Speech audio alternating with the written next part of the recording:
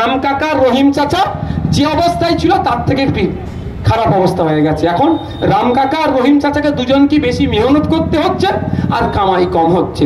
একজন মুসলমানকে উদ্ধার করবে বলেছিল, একজন হিন্দুকে উদ্ধার করবে বলেছিল, কেউ উদ্ধার হয়নি। আর এই ভোটের সময় বড় তিলক কেটে মাথায় টুপি হাজি রুমাল চাপিয়ে ও বড় মুসলমান আর বড় হিন্দু সাজছে।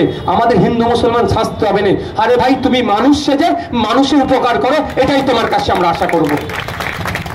বোকা বানাচ্ছে, মন্দিরে গিয়ে ঘন্টা বাজিয়ে দিচ্ছে, মাজারে গিয়ে চাদর চড়িয়ে দিচ্ছে আর জিয়ারত করছে। ও ভাই, মন্দিরে গিয়ে তুই ঘন্টা বাজা না, কোনো সমস্যা নেই, মাজারে গিয়ে জিয়ারত কর না, আমাদের কোনো বিতর্ক নাই। কিন্তু শুধুমাত্র আপনাকে আমাকে বোকা বানিয়ে ভোটটা নেবে, কেটে পড়বে। তাই বলছে একটু ভাবার সময় এসেছে, ভাববেন ভোটটা কোথায় দেবেন। এই ভোটের জন্য মারামারি হানাহানিতে জড়াবেন না। আমি আবার আপনাদের বলছি, ক্ষতি কার হবে?